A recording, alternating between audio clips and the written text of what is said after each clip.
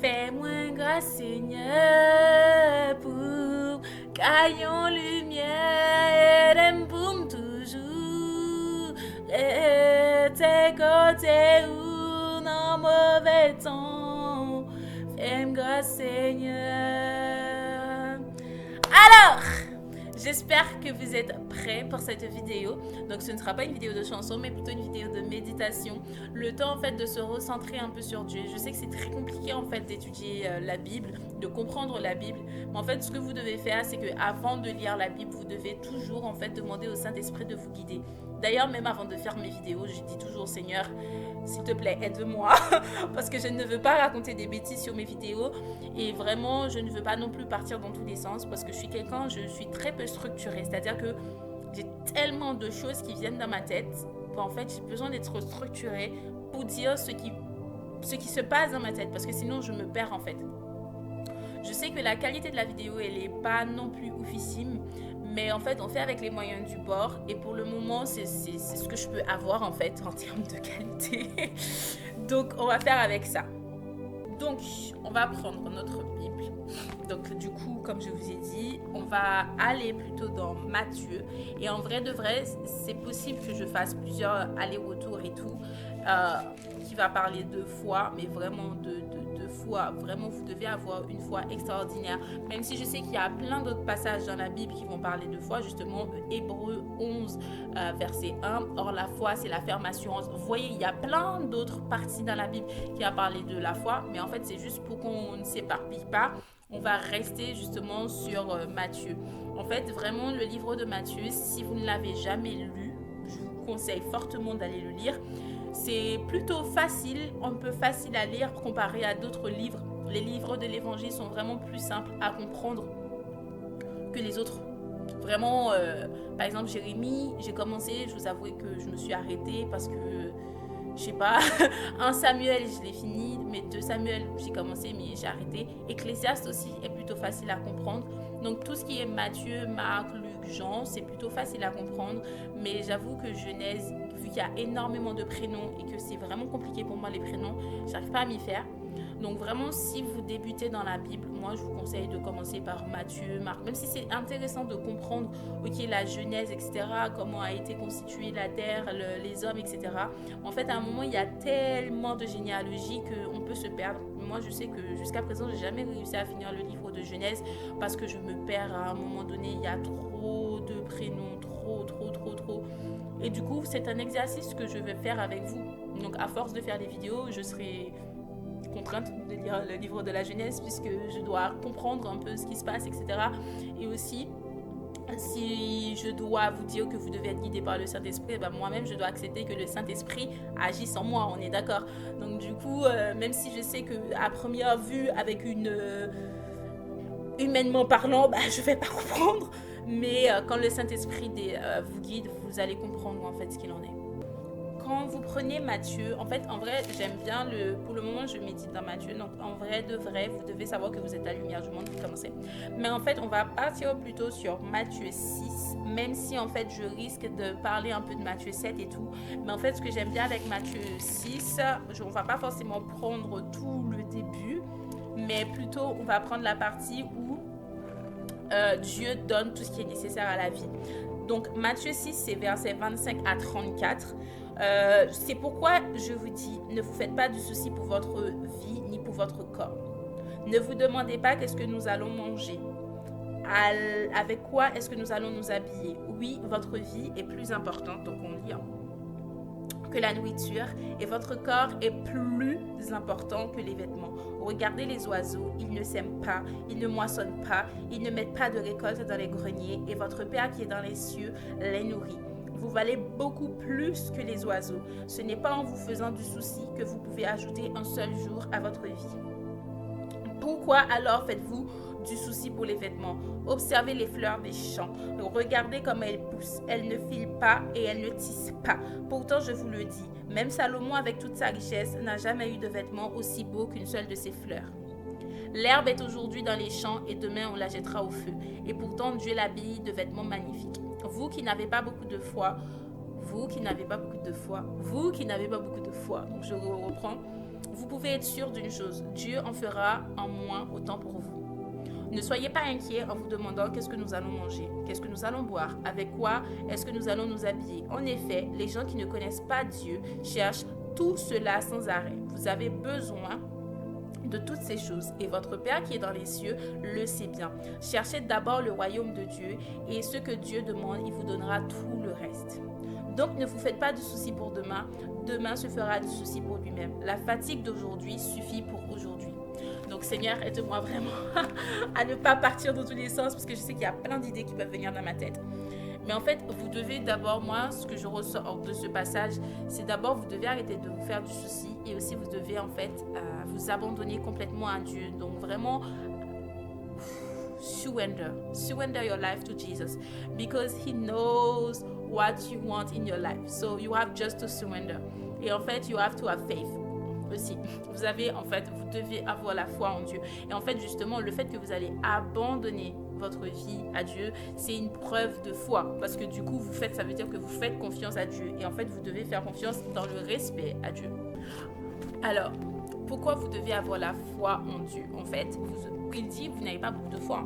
Mais en fait, en étant jeune chrétien, il y a des modèles que nous devons avoir. En fait, c'est pour ça que je vous ai dit, il faut que j'arrive à rester structurée. Donc, je prends mes notes. En fait, quand on est jeune chrétien, il y a des modèles qu'on doit respecter. Donc, en fait, on doit être des modèles en parole, on doit être des modèles en conduite, on doit être des modèles en amour, en charité, on doit être des modèles en foi et on doit également être des modèles en pureté.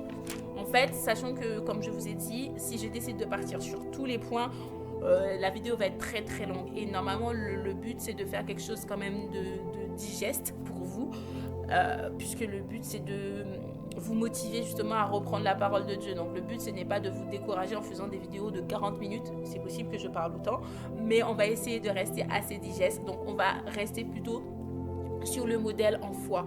En fait le truc c'est que dans Matthieu 9, donc même si je sais, je vous avais dit, on va rester, mais c'est possible qu'on aille dans deux. Mais dans Matthieu 9, verset 2, si vous voyez bien, et voici, on lui amena un paralytique couché sur un lit. Jésus, voyant leur foi, dit au paralytique, prends courage, mon enfant, tes péchés te sont pardonnés. Donc ça, c'est un modèle de foi. Vous avez également le modèle de foi que j'aime trop dans Matthieu 9, c'est la partie 21. En effet, elle se dit, si seulement je touche son vêtement, je serai guérie. En fait, c'est une femme qui saignait pendant 12 ans et Jésus marchait et disait, si seulement je pouvais toucher. Vous vous rendez compte à quel point la foi, elle est extrême. Et sincèrement, moi, j'ai expérimenté encore aujourd'hui, hier soir, aujourd'hui, la foi, franchement, où j'ai tout remis entre les mains de Dieu. C'est que je devais passer un examen. Et justement, il a dit, ne vous faites pas de soucis pour demain. Donc moi, je devais passer mon examen. La SNCF décide de faire grève. Et en fait, il n'y avait pas de train pour retourner chez moi. Mais il y avait le train super tôt le matin pour aller passer l'examen. J'ai dit quoi à Dieu? J'ai dit à Dieu, dans Matthieu 6, verset 34, tu as dit, ne vous faites pas. Ne vous faites pas de soucis pour demain. Demain se fera du souci pour lui-même. La fatigue d'aujourd'hui suffit pour aujourd'hui. J'ai dit, Seigneur, moi, je vais passer mon examen. Qui est quelqu'un qui vient de ma ville. Je ne sais pas par quel miracle, ni rien, mais je sais que tu sais faire des miracles. Et tu as dit, on ne se fait pas de soucis pour demain. Donc moi, je vais à l'examen. J'ai essayé de trouver des blablacar, des solutions. Je n'arrivais pas. Et sachant que moi, j'ai rendez-vous après à 16h30. Donc je ne pouvais pas non plus prendre des trains de 18h, 19h. Et moi, j'ai dit, Seigneur, que quelqu'un vienne de ma ville et que cette personne-là soit véhiculée. Et j'ai remis entre les mains de Dieu. Et après le matin, j'ai quand même essayé de chercher une solution blablacar encore, malgré que le monsieur n'avait pas répondu la veille. J'ai dit, Seigneur, tu vois, je ne suis pas restée quand même sans action. Je ne t'ai pas juste prié et puis voilà, mais j'ai quand même essayé de chercher, tu l'as vu. Donc Seigneur, tu as dit, on ne se fait pas de soucis pour demain. Tu sais ce dont j'ai besoin. Tu sais, tu vois la solution, tu vois que je n'ai pas de solution de retour pour chez moi. Donc, je te fais cette prière, je te remets ça en prière.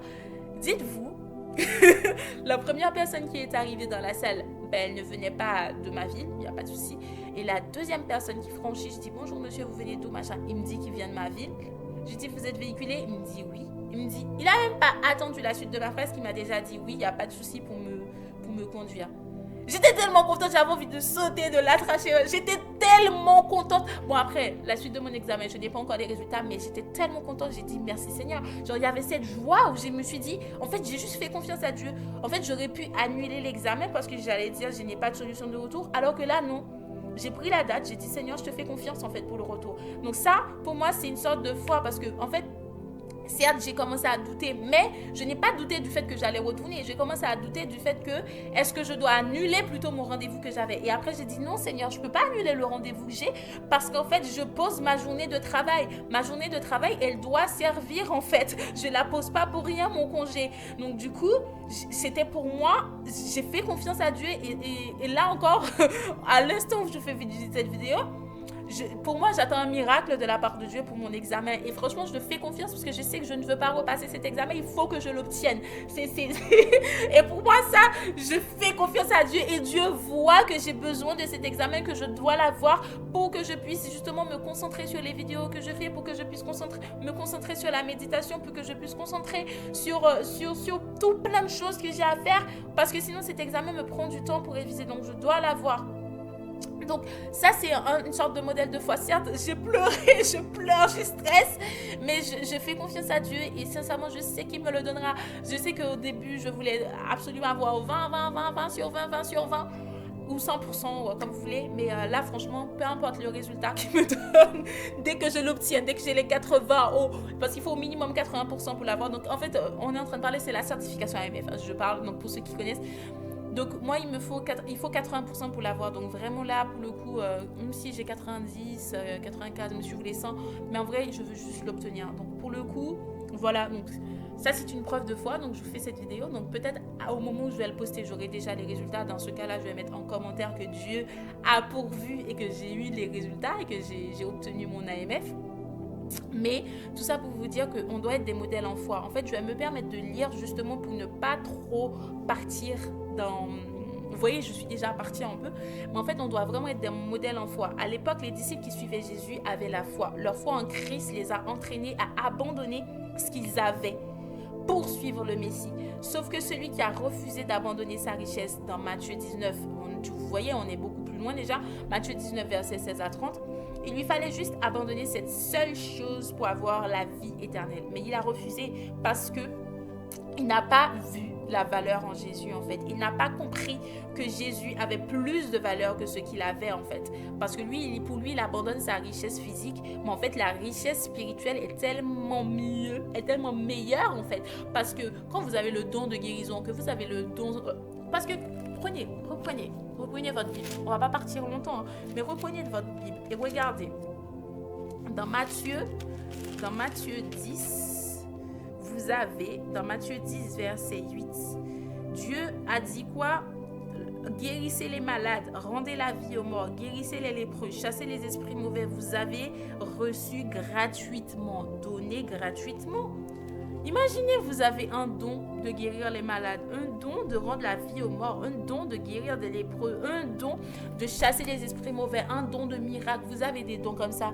Mais cette richesse-là, elle je pense que vous n'avez pas conscience de ce que je suis en train de vous dire. Vous avez un don de miracle, un don de guérison. C'est-à-dire que vous demandez à Dieu les dons de miracle, les dons de guérison. Ça voudrait dire que vous pouvez avoir tout ce que vous pouvez. En fait, la richesse physique, vous pouvez l'avoir, mais puisque vous, en fait, cherchez d'abord le royaume des cieux, justement, et le reste vous sera donné par-dessus tout. Alors, c'est dans lequel il dit ça? C'est dans Matthieu 7, je crois.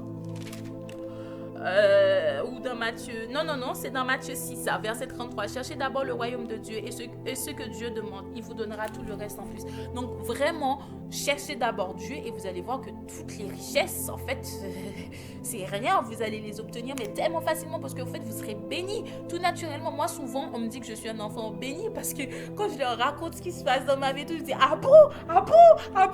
Et je dis « Oui, c'est la grâce de Dieu, c'est la grâce de Dieu, c'est la grâce de Dieu !» Pour vous dire vraiment, cherchez la grâce de Dieu.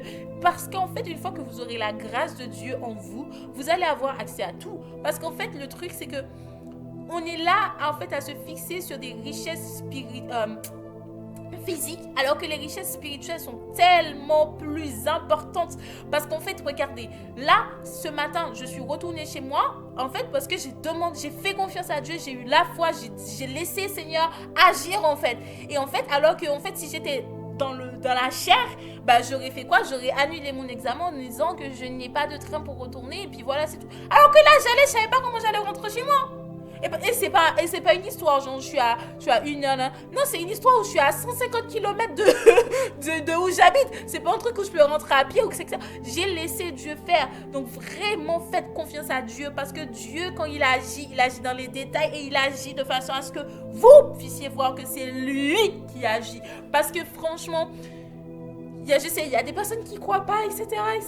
Mais en fait, chacun sa croyance, tout ce que vous voulez. Mais moi, pour ce qui se passe dans ma vie, je sais que Dieu existe. Pour les miracles qui se font dans ma vie, je sais qu'il y a forcément une puissance divine au-dessus de tout qui n'est pas de mon ressort. Donc pour moi, Dieu, il existe. Vous pouvez me dire tout ce que vous voulez. Donc bref, on reprend. Vous voyez, je vous ai dit, je dois rester structurée. Donc il n'a pas vu la valeur qui était en Jésus. En fait, dans cette seule chose aujourd'hui que tu as, qui t'empêche de suivre de Jésus, parce que tu dois être le suiveur de Jésus. Si ça t'empêche de suivre le Jésus, abandonne-le. Cette addiction, ce comportement, cette colère, cette pensée, juste abandonne. Surrender your life to Jesus. Just abandon. He is more important. He has more value than the stuff you have now. So have faith and follow Jesus because he is the King and he has all the things you want. Jesus have it. He's the creator, so only him can help you in your situation right now. Alors vraiment, vous devez avoir la foi. Tu vas t'en sortir, mais Dieu te demande une seule chose: abandonne la vie que tu mènes actuellement pour mener la vie que tu as prévue pour mener la vie, pas que tu as prévu pour toi, mais pour mener la vie qu'il a prévue pour toi, ok? Parce que tu as tes plans, mais Dieu a ses plans. Est-ce que tes plans vont dans les plans de Dieu? Laisse les plans de Dieu agir dans ta vie. Parce qu'en fait, souvent, on a dans notre tête, on a nos plans, on veut faire ça, on veut que ça soit comme ça, on est comme ça. Je vous dis ça parce que moi, je rentre dedans. Hein. Je suis quelqu'un, là, si vous me dites dans 3 ans où je vois ma vie, je vais te regarder en mode, mais 3 ans, c'est loin, qu'est-ce que j'en sais, moi? Je sais pas. Mais ça veut pas dire non plus que je vis ma vie on a une seule vie, en fait.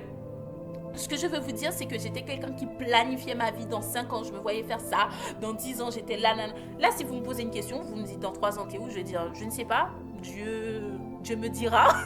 Vraiment, je suis devenue, limite, si je ne suis pas un tout petit peu dépendante. Je suis même très dépendante de Jésus. Il y a des choix, par exemple, où j'habite là. Dites-vous, pour faire le choix, c'était très compliqué parce que j'attendais que c'est Jésus, c'est Dieu qui choisisse l'appartement pour moi. Et les gens me disaient, mais c'est juste un appartement. Et j'étais là, non, c'est pas juste un appartement. Dieu doit choisir l'appartement pour moi. Donc non. Je savais pas quoi faire. Donc pour vous dire vraiment, je suis arrivée à un point où il y a des choses que je ne sais même pas faire. Là, je vous parle, moi je suis en train d'attendre que Dieu choisisse mon mari pour moi. Et les gens me disent, mais tu penses qu'il va arriver de nulle part et tout? Genre, tu sors pas, tu fais rien, et tu crois qu'il va venir frapper à ta porte? Dans ma tête, je fais, oui, il va venir frapper à ma porte. Non. Vous croyez que je vais aller chercher quelqu'un? Non, Dieu va me ramener la personne qu'il me faut dans ma vie. Il me connaît, il sait mieux comment je suis que moi-même. Donc, pourquoi je vais aller m'embêter à aller chercher quelqu'un? Non, Dieu va me donner quelqu'un, et puis je fais confiance à Dieu, et puis c'est tout. Vraiment, moi, je suis en mode que la grâce de Dieu agisse dans ma vie. Vraiment, je sais, je ne fais pas beaucoup d'efforts pour rencontrer des gens. Effectivement, il y a quand même un petit peu d'efforts que je dois mettre de mon côté. Mais Dieu, c'est ma vie. Voilà. Bref, pour vous montrer à quel point, je vous dis, il y a des choses... là, je vous raconte ma vie. Mais vraiment, je m'abandonne à Dieu. Vraiment, sur certains points, je m'abandonne à Dieu. Parce que moi, je ne veux pas faire de choix. Je ne sais pas faire de choix.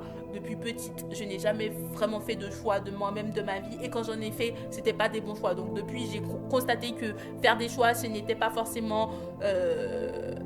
c'est un don que Dieu doit développer en moi. Parce qu'il ne s'est pas encore très développé. Donc voilà. Alors, on va continuer. Hein. J'espère que vous êtes toujours présents. Et en fait, le truc, c'est que Dieu te demande une chose, abandonne la vie que tu mènes, vraiment, parce qu'il a prévu des choses pour toi, il a des plans pour toi. Dans Jérémie 29, verset 13, je sais plus, mais ce sont des plans de paix et non de malheur. Et aussi, ce qu'il faut que tu te dises, ce n'est pas parce que tu es vieux qu'il est tard, et non plus parce que tu es jeune qu'il est trop tôt. Il n'y a pas d'âge en fait pour sauver ton âme, car le Messie viendra comme un voleur. Nous n'avons ni la date, ni l'heure qui viendra. Alors que cette parole agit dans ta conscience pour que tu deviennes une meilleure version de toi, selon ce que Dieu attend de toi. Alors demande-lui l'obéissance, parce que nous, on n'obéit pas. Et là, je vous dis, l'examen, la certification AMF, je me suis inscrite depuis juin pour la passer. Je n'ai jamais révisé. Après, je suis tombée sur une vidéo, j'ai pris conscience que, waouh, il faut que je la passe. Du coup, et je me suis rendu compte aussi qu'il me restait très peu de temps pour la passer. Donc, du coup, puisque les 6 mois arrivaient. Et là, je me suis inscrite à l'examen, j'ai révisé. Et dites-vous, depuis que j'ai pris conscience que justement, je devais réviser ces examens, en fait, je me suis sentie libérée dans le sens où, quand Dieu vous demande de faire quelque chose et que vous ne le faites pas, vous allez sentir un poids sur vous, vous allez sentir déprimé, vous allez sentir que... Alors que là... Depuis que je révise l'examen, je me sens libérée, je sais pas comment vous dire, pourtant c'est un poids, hein, c'est vraiment chiant de réviser et tout. Mais ce que je veux vous dire, c'est que le fait de le faire, puisque c'est un truc que je devais faire depuis, je ne l'ai pas fait, je repousse. Si vous avez un projet là, aujourd'hui, Dieu vous a dit de faire, vous savez au fond de vous que vous devez le faire, mais que vous ne le faites pas, ben c'est que... vous bloquez en fait la façon dont vous devez être. Vous bloquez le fait que vous soyez heureuse. Vous bloquez votre bonheur. Parce que vraiment, je n'ai jamais été... Là, le fait de prendre... Je sais que ça fait des années, je dis, je vais faire une page YouTube, etc. Ben là, malgré la qualité de la vidéo, je fais les pages, les vidéos, en fait, malgré la qualité de la vidéo, je fais les vidéos et en fait, je n'ai jamais été aussi... comme si genre je prends des trucs d'énergie alors que j'en prends pas du tout, hein. On a l'impression que je prends des trucs d'énergie, il me manque de sommeil là, je suis en manque de sommeil et je prends pas les trucs d'énergie. Donc vraiment, en fait, quand Dieu vous donne quelque chose et que vous décidez de ne pas le faire, en fait, vous bloquez juste la suite de votre processus. Donc en fait, là, s'il y a un truc que Dieu vous a dit de faire et que vous ne le faites pas, prenez conscience en fait que vous devez le faire. Vraiment. Et vous allez voir qu'une fois que vous allez commencer, même si vous n'êtes pas encore arrivé au bout, hein, mais juste le fait d'entreprendre, vous allez voir que votre façon d'être va changer. Vous allez trouver de l'énergie à nouveau. Vous allez trouver une vie dans les choses que vous faites. Vraiment, vraiment, vraiment, vraiment. Obéissez à Dieu. Demandez-lui de l'obéissance. Vraiment. Voilà.